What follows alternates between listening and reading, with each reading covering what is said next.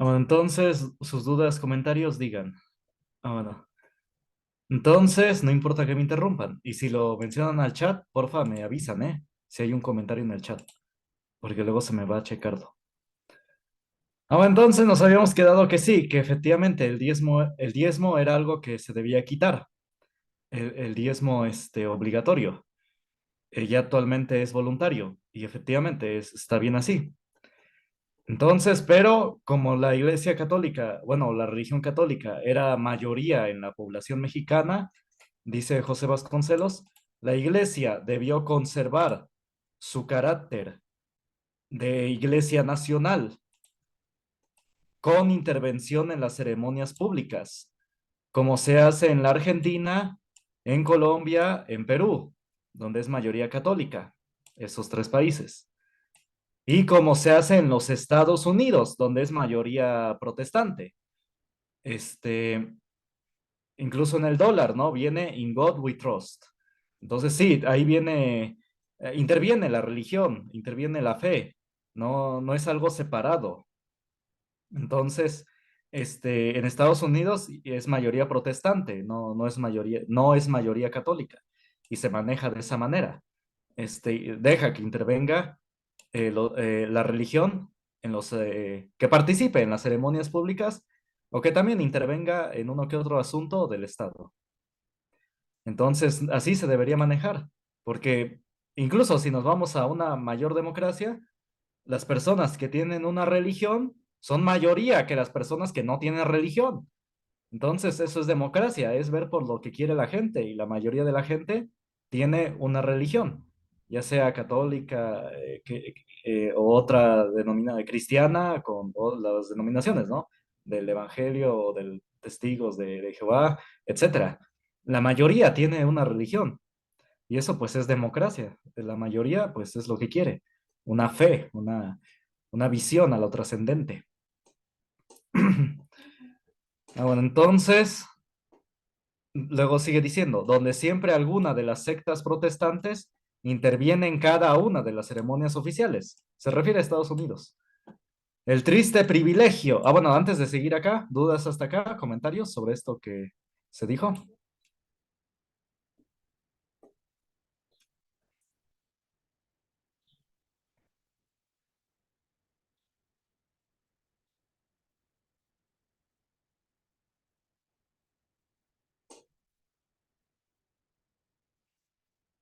Bueno, luego dice, el triste privilegio de un país ateo que a nosotros nos dio la reforma es lo que subleva el ánimo perdón, discúlpenme, se me fue, de toda persona cuya mentalidad sobrepasa el envenenamiento de la furia partidista.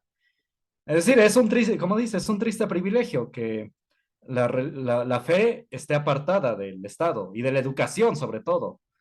Ahorita vamos a ver cómo se debió separar esto de la iglesia con el Estado, con la educación, cómo debió ser. Aquí lo explica José Vasconcelos muy bien. Entonces, sí, no debe ser un país ateo, que a nosotros nos dio la reforma. Y que, bueno, es lo que según le llena de ánimo, un supuesto ánimo, porque veo que luego no les llena, las personas cuya mentalidad está envenenada, envenenada con esa furia partidista. Es una furia, no es algo que realmente ellos sientan, algo bueno, sino que es una furia que tienen. Realmente he visto que las personas que creen en eso no, maestros o maestras que me enseñaron la historia como oficialmente, así de que los liberales son los buenos y de que un montón de cosas, así como le enseñan oficialmente. Los veía después y no los veía felices, como que su cara no se ve que les llena esa ideología, no les da la felicidad, no los llena. En cambio, si ven las cosas con hechos, pues sí, se pueden sentir bien porque no están ideologizados, ¿sí? La ideología no da la felicidad, eso sí se los digo. Vamos a seguir. Con estas advertencias previas podemos entrar al análisis de lo que fue la guerra de reforma. Triste competencia de errores y maldades de parte de cada uno de los dos bandos. Muy bien. Lo peor de la reforma es que no tuvo sentido nacional. no fue algo que fuera, que naciera para el bien de la patria, de México. No tenía un sentido de hacerle bien al país, sino un programa de inflexible exageración de preceptos y métodos totalmente extraños a nuestro medio y fielmente subordinados al plan de nuestros conquistadores del 47. Es decir, Estados Unidos, la guerra con Estados Unidos. A eso se refiere, en 1947, la guerra con Estados Unidos. Era la reforma, no le beneficiaba al país y no, nunca fue hecha para el país. Fue hecha por Estados Unidos, por nuestros conquistadores, a fin de poder, de Estados Unidos. A fin de poder juzgar el caso en su conjunto, narraremos brevemente los principales episodios de la lucha y enseguida examinaremos la situación creada al final del movimiento reformista, por virtud de las leyes que entraron a formar parte de nuestro régimen constitucional. Bueno, y José González aquí le da el título de Los daños a la reforma. Vamos a ver, vamos a empezar. Las leyes de reforma, tal como quedaron escritas y vigentes, porque se siguen aplicando, constituyen un caso único de intolerancia sectaria y de desquiciamiento económico. Le llama desquiciamiento económico. Han podido subsistir porque en general no se han aplicado íntegramente. Bueno, al menos hasta los años de José Vasconcelos. Es decir, no todo se aplicó. El mismo Juárez vaciló, es decir, que dudó en la época de su gestión presidencial del 67 al 72. Prevalece cierta benevolencia. Es decir, que como que efectivamente vio, incluso Juárez, aunque todo fue hecho por Estados Unidos, él veía un peligro quizás para el país. Vio que dudó, efectivamente. ¿Por qué dudó? Pues sí, quizás quería hacerlo de que Estados Unidos, pero parte de su ser, como mexicano, quizás le decía que su conciencia mexicana quizás le decía que no, que había partes que no se debían aplicar. O también quizás porque quizás estoy siendo muy benevolente con él. Quizás era porque él sabía que si lo aplicaban íntegramente iba a tener un sublevamiento, quizás lo iban a derrocar. Quizás más bien por eso. Vio que si lo aplicaba completamente iba a tener una rebelión, lo iban a quitar del poder. Entonces, más bien quizás por eso no lo aplicó. Por ejemplo, dio Juárez por válidos los matrimonios religiosos, todavía eran válidos, y se negó a despojar a los párrocos de las casas curales, perdón. Entonces sí, no hizo todo, efectivamente. Durante el largo reinado, ahora entonces sí, Juárez, a pesar del apoyo incondicional de Estados Unidos y que lo puso ahí Estados Unidos, hubo partes que no aplicó, ya sea por una razón u otra, quizás sea porque sí, por algo bueno o porque no quería que fuera derrocado, ¿no? Iba a surgir, como dije, una rebelión si lo aplicaba completamente. Las leyes de reforma. Durante el largo reinado de Porfirio Díaz, las leyes de reforma se cumplieron solo en parte. Quizás también, quizás porque también Porfirio Díaz no quería una sublevación, una rebelión. O quizás también porque veía que no era algo bueno aplicarlo íntegramente, sino aplicarlo solo en parte. Como dije, no hay que verlo como buenos y malos, ¿eh? Y bajo Carranza, que él vivió esta época, José Vasconcelos, y bajo Carranza y Obregón se cumplieron a medias. Igual, una época de mucha inestabilidad nacional. Quizás vieron en ello un peligro. Apenas, bueno, no peligro, para ellos, más que nada, un peligro para ellos, que los derrocaran, ¿no? Como digo. Apenas Calles comenzó, es decir, Plutarco Elías Calles, no sé si lo recuerdan, digo, han visto historia en la secundaria, ¿no? ¿Recuerdan a Plutarco Elías Calles? A ver, díganme para explicarles rápido. ¿Sí lo conocen?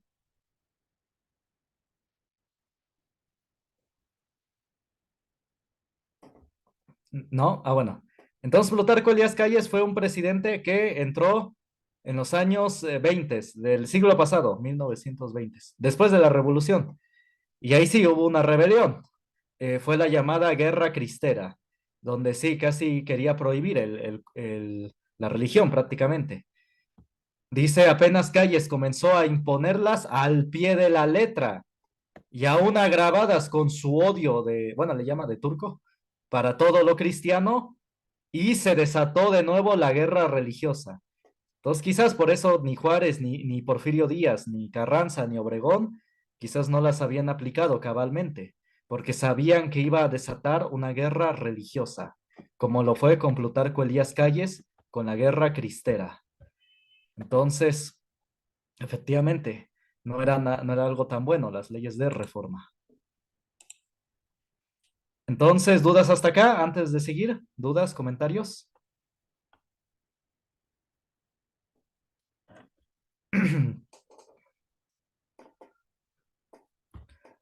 Bueno, y ya para los demás, bueno, ya otros detalles sobre Plutarco Elías Calles, fundó lo que es el Partido Nacional Revolucionario, el PNR.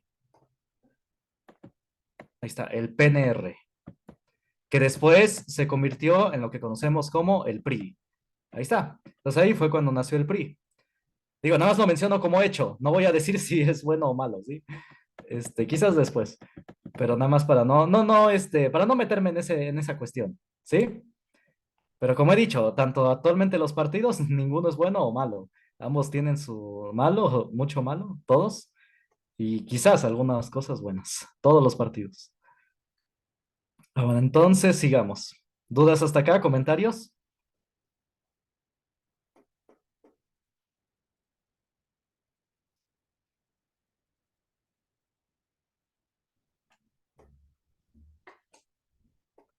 Ah, bueno, entonces sigamos.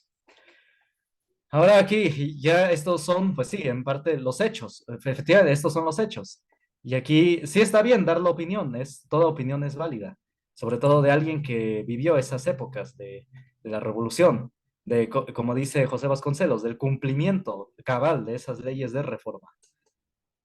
Luego dice, bueno, nada más aclaro que después ya Calles, bueno, después fue derrocado y ya se dieron atrás, se echaron de reversa esas leyes antirreligiosas, anticristianas, en general, para todos, para tanto católicos como cristianos, evangélicos, testigos de Jehová. Eran unas leyes completamente intolerantes a la religiosidad, a todo lo que se relaciona con Dios. Y se echaron para atrás y ya terminó la guerra cristera. Y ya Calles fue derrocado y ya entraron otros presidentes. Ah, bueno, entonces, vamos a ver. A esto me refiero, que después los protestantes mexicanos fueron traicionados, porque después Calles prohibió casi toda religión, tanto protestante como católico. Pero ya después se echaron para atrás, ya después se echó eso abajo. Ahora, entonces, sigamos. Dice José Vasconcelos, no puede haber paz en la familia mexicana mientras las leyes de reforma subsistan. Imagínense, esta es una aseveración, un enunciado muy polémico. Si lo digo en un foro de historia nacional, quizás me linchan, me arrestan. Digo, el gobierno quizás me arreste. Digo, no digo que el gobierno sea malo, nada más que sí, que tiene muy, ya saben, ¿no? Está muy ideologizado con esto de la reforma, con Juárez. No sé si es realmente por convencimiento propio o porque quiere hacerle el juego a las personas, a Estados Unidos o a otras personas que sí son fans o bueno, son seguidores de esta política de la reforma que impuso Estados Unidos a través de Juárez. Entonces, sí, no puede haber paz en la familia mexicana mientras las leyes de reforma subsistan. Es decir, que se sigan cumpliendo, que sigan existiendo. Y tampoco, según veremos, y tampoco, según veremos, puede la vida económica nacional recobrar el desarrollo habitual de los países civilizados. Ahí está, se nos pinta que la reforma fue un avance en la civilización, ¿no? En México. Pero no se va a poder mientras se siga aplicando, dice José Vasconcelos, no se va a poder recuperar la vida económica nacional, ni recobrar el desarrollo habitual de los países civilizados. No se va a poder recuperar el país, quizás por eso no hemos avanzado, porque se siguen aplicando leyes que son ajenas a nosotros. Recordemos, la reforma, ¿de dónde viene? de Estados Unidos. Ya lo hemos dicho mucho, ¿no? Bueno, José Vasconcelos lo ha mencionado ya demasiado. Las leyes de reforma vinieron de ahí, de Estados Unidos. Y es por eso que quizás no le hacen bien a México, porque son a favor de otro país, no de México. ¿Sí se entiende? Mientras sigan vigentes disposiciones que prohíben a las sociedades morales poseer y administrar bienes raíces. Entonces, sí, no se va a poder recuperar el país nunca. Es decir, inició con la iglesia y ya después se extendió a las sociedades morales, a las personas morales.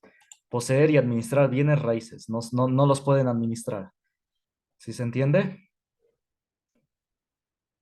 Bueno, entonces ya después se expandió a todos los mexicanos. Primero, es que así se empieza un daño, se empieza con algo y después se extiende a todos. Empezó con la iglesia y ya después se extendió a todos los mexicanos. Se ha querido presentar a Juárez como el tipo inflexible que encarga el espíritu de la reforma, como lo hace el actual gobierno, sobre todo en lo religioso. Del carácter de Juárez dice don Justo Sierra, su principal apologista, que inflexible no fue nunca, dado que sirvió como secretario de gobierno bajo la administración del señor León en Oaxaca, durante la peor época de la dictadura santanista, y no se eximió de concurrir a homenajes en que se endiosaba a su Alteza Serenísima. Recuerden que Antonio López de Santa Anna, liberal, del Partido Liberal, se hizo llamar Alteza Serenísima. Y dice que Juárez, incluso él asistió a esos ceremonias donde se le endiosaba casi, casi a Antonio López de Santa Anna. Entonces, sí, Juárez, bueno, según dicen, no era tan inflexible. No es lo que dice Justo Sierra. Vamos a ver. El deseo de sobreponerse primero a sí mismo como el representante de una raza de humillados. Bueno, es lo que dice Justo Sierra, esto está en comillas, y de encararse por encima de los otros y de los humilladores. Bullía en el fondo de su sangre. Eso es lo que según dice Justo Sierra, porque esto es lo que está en comillas. Y ya después dice José Vasconcelos. Ideal ejemplar. Sí, suena bonito. Decimos nosotros. De resentido social para llevar adelante el plan Poinsett. Es decir, eso de agarrarte a los humillados, a los de abajo, de según hacerte ver como su defensor, fue algo que impuso los Estados Unidos. Una forma de engañar a la población. Alguien que según ve por los más, por los humillados o los de abajo. Entonces, es algo que impuso Estados Unidos para engañar a la población. Para la destrucción por el plan Poinsett, recuerden, es el plan de Estados Unidos, ¿no? Para apoderarse de México. Bueno, no solamente con el territorio, que sí pasó, sino ya de una manera discreta, ¿no? Tener territorios mexicanos que son de ellos. Para la destrucción, bueno, ustedes dirán, entonces, ¿por qué de una vez Estados Unidos no se anexó todo México? Pues porque debe hacerlo de manera discreta. Si se anexa todo México, va a tener en manos una rebelión de los mexicanos, ahora sí, contra Estados Unidos. Entonces, por eso una parte sí se tomó el territorio y la otra parte lo debía hacer de manera discreta para evitar una rebelión, ¿sí me entienden? Para evitar, digamos, otra independencia. Entonces, por eso, debió tomar el territorio en dos partes, uno sí a la fuerza y otro de manera discreta. ¿Sí se entiende o más o menos?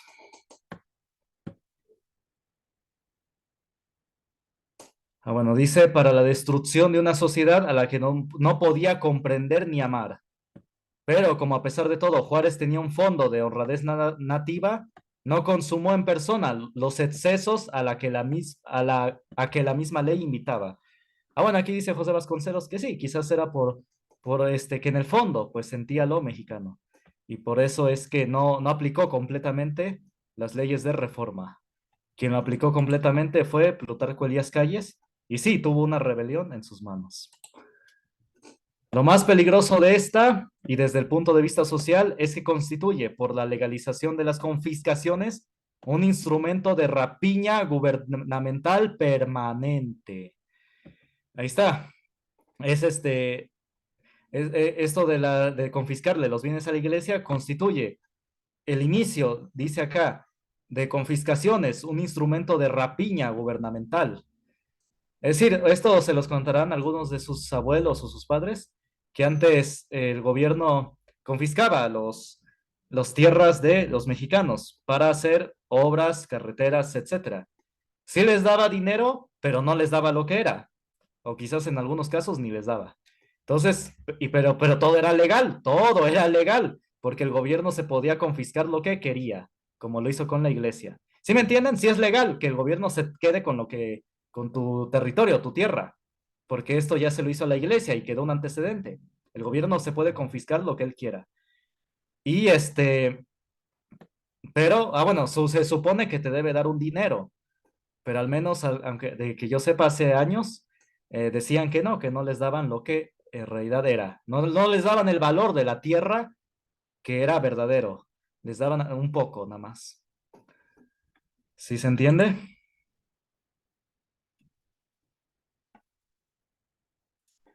Ah, bueno, y es lo que pasó después. Y terrible si se considera que habitualmente esas confiscaciones quedan a merced de gobiernos despóticos, es decir, dictadores. Bueno, espurios, bueno, corruptos, digamos, que no han perseguido otra mira que el propio enriquecimiento, disculpen. Ahí está lo que dicen actualmente. Entonces, realmente no, la reforma no fue para bien. Fue un instrumento más bien para los corruptos para hacerse con más riqueza. Realmente fue un instrumento para ellos y no para la mayoría de la población mexicana, no para los mexicanos. Fue un instrumento a favor de los corruptos. La destrucción de los enemigos personales y la consolidación del régimen de tiranía. Vamos a ver. ¿Dudas hasta acá? Bueno, entonces, y vamos aquí, ya vamos a seguir. Espero que me dé tiempo. En apariencia, la ley Juárez es inocente y una simple réplica del régimen religioso que priva en los países modernos. Separación de la iglesia y el Estado es un principio generalmente aceptado. Sí, no debe la iglesia así como que dominar, ¿no? El Estado. Pero hay que ver cuál es en realidad la forma mexicana de esa separación. Es decir, nos lo ponen como el máximo avance, ¿no? Del país. Pero no, hay que ver en realidad cuál es la forma mexicana de esa separación, cómo debió ser. Vamos a ver. La ley mexicana contiene el supuesto absurdo de que no existe la iglesia, ya que no le reconoce personalidad jurídica. A esto se ha llamado Estado laico, pero en realidad el Estado laico siempre reconoce el hecho que existe en su seno la iglesia, a eso se refiere. En realidad, el Estado laico siempre reconoce el hecho que existe en su seno. Es decir, no lo hace aparte a la iglesia o a la religión, a las religiones, sino las acepta parte de su seno, de su ser. ¿Sí me entienden? No hace una separación, sino que hace como una especie de trabajo en conjunto. La reconoce parte de su seno, de su ser. El Estado laico en los Estados Unidos, miren, esto es importantísimo. El Estado laico en los Estados Unidos no impide que en cada una de las ceremonias oficiales intervenga el sacerdote de alguno de los cultos cristianos reconocidos, es decir, de las religiones que existen, llámese la que sea, católico, evangélico, testigo de Jehová, últimos días, varios, ¿no? Se les deja que intervengan. Si allá la Iglesia Católica estuviese en mayoría, porque en Estados Unidos la mayoría es protestante, si allá la Iglesia Católica estuviese en mayoría, el catolicismo estaría representado en los juramentos y ceremonias del Estado. Lo que está actualmente representado ahí en los juramentos es el protestantismo, son las religiones protestantes. Esto ocurre hoy en Francia. Bueno, al menos hasta esos años, ya ahorita ya no. En Francia, no obstante, leyes y principios que son el origen de nuestras propias leyes de reforma. El gobierno francés reconoce la existencia de la Iglesia francesa, perdón, francesa. El gobierno de los Estados Unidos no solo busca siempre el apoyo de las principales sectas, sino que en el lenguaje oficial habla del Dios cristiano y en las monedas se lee In God we trust. Ahí está en el dólar. Entonces, el Estado laico no impide que las religiones aporten a la vida pública, a la vida social, incluso un poco en las escuelas. No lo impide, eso está en la mayoría de los países del mundo. Casi México es el único país que, pues sí, retrasado, digamos, en esa materia, que hace eso, que hace una separación muy voraz de lo religioso con el Estado. En la mayoría de los países, incluso, digamos, de primer mundo como Estados Unidos, nosotros somos en vías de desarrollo, pero países como de primer mundo como Estados Unidos no lo hace así. Tampoco lo hacen a ver, ¿en qué otro país? En la India está incrustada la religión en el Estado, en la India. A ver, ¿en qué otro país? En Irán, en Israel, el Estado de Israel, etcétera. Está la religión con el Estado. Entonces, realmente México es el único país que realmente tiene esto, pero no, y hace que no podamos avanzar. Es lo que dice acá, dice José Vasconcelos. El triste privilegio de un ateísmo enconado es obra exclusiva de los mediocres, enfurecidos que en México predicaron, definieron e impusieron la reforma. Les llama mediocres enfurecidos, según la letra que les dio Poinsett, es decir, Estados Unidos, y sin advertir diferencias que en los mismos Estados Unidos hacían tolerable el sistema. Como dije, que sí, que la religión, las religiones aporten a la vida pública, incluso a los eventos públicos del gobierno. Sobre la mentalidad de estos jacobinos nuestros, jacobinos se refiere a los fanáticos de la Revolución Francesa. Esos son los jacobinos, los fanáticos de la Revolución Francesa. Estos jacobinos nuestros, cualquiera puede informarse leyendo sus obras. ¿Qué obras? Ningún detractor puede dar más pobre idea de lo que valían desde el punto de vista de la cultura. Es decir, para José Vasconcelos, esta idea atea de separar completamente el Estado de la religión es muy pobre, es una vista muy pobre y, como dice acá, mediocre y fúrica, nada más. ¿Cómo se dice? Hecha por furia, por odio, no por hacerle un bien a México, sino por furia, por mediocridad, por pobre idea, por pobre mentalidad. Bueno, y aquí sigue diciendo las diferencias. En América del Sur no es así, en Estados Unidos no es así, bueno, en Francia tampoco. Sí, se le da que intervenga las religiones en los asuntos, en uno que otro asunto del Estado, o incluso en las escuelas. Aquí lo voy a decir. A ver, aquí. Así es lo que dice acá, miren. Se quedó pues México, a consecuencia de las leyes de reforma, como el único país oficialmente ateo de la Tierra.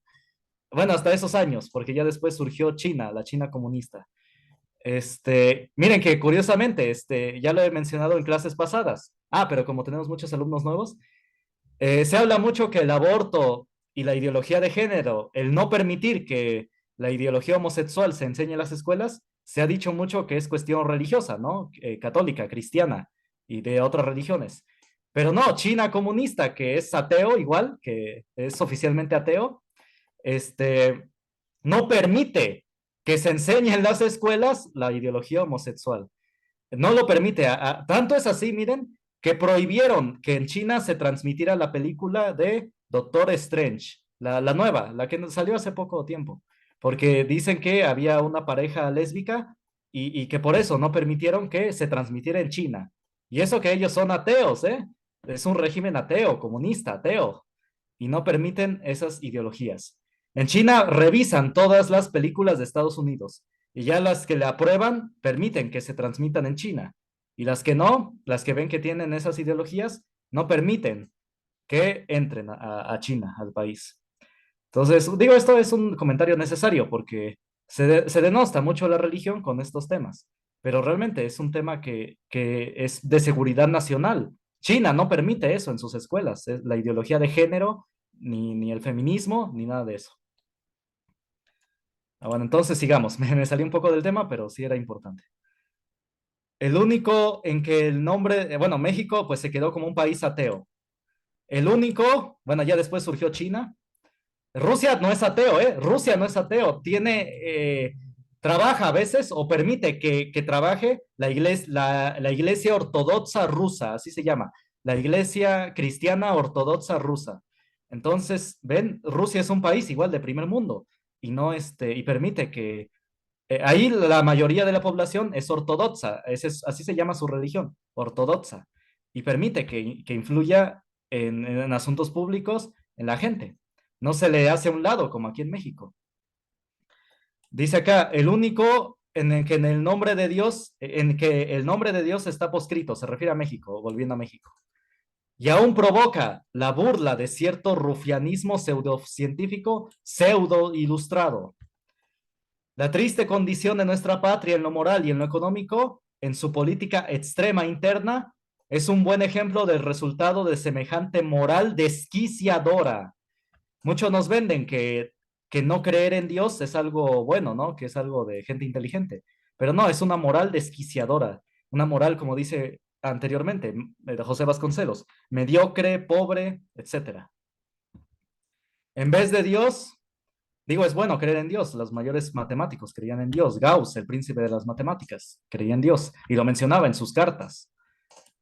En vez de Dios, se nos han querido ofrecer a la adoración pública mitos de segunda, como la batalla de Puebla, como la patria que no tiene ningún sentido, si no es concebida como persona moral que sobrevive al tiempo y a las circunstancias materiales, ligándose con los valores eternos del espíritu, que en todo caso supera todas las patrias.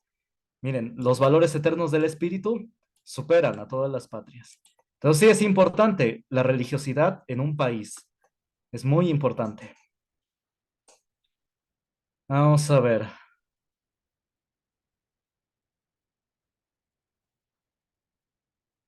Vamos a ver. Ya queda muy poco tiempo. Entonces, en resumen, este,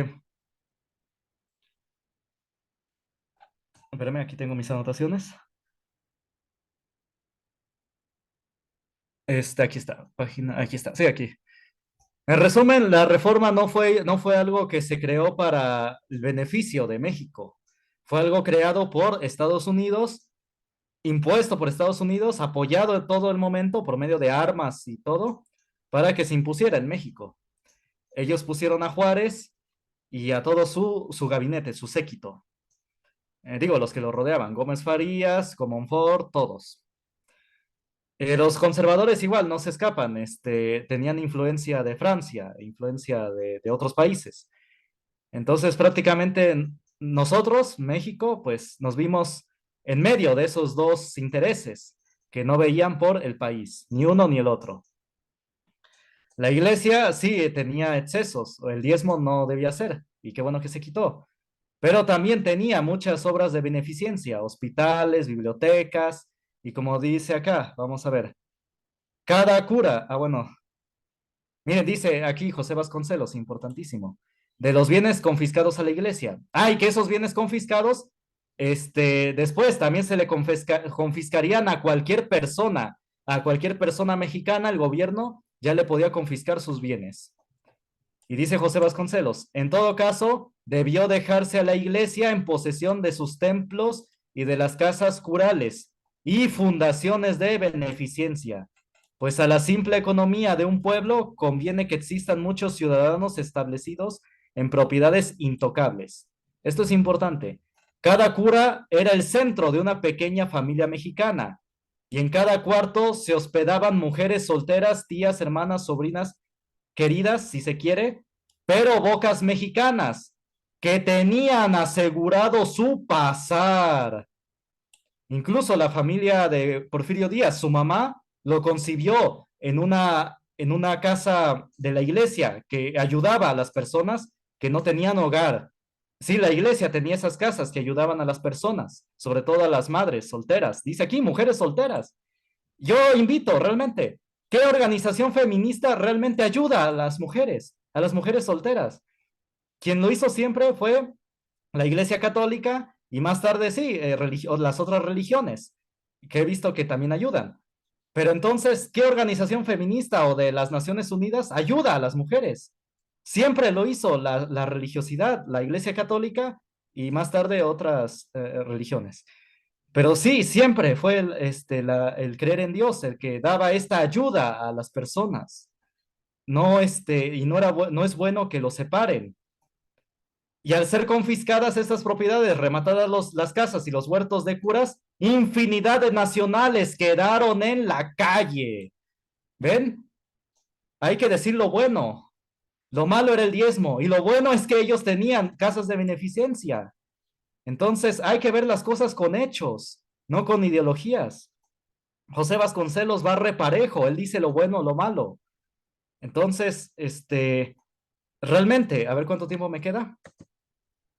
Ah, yes, bueno, pues nos vemos la próxima clase, me dicen sus dudas, comentarios, o me los mandan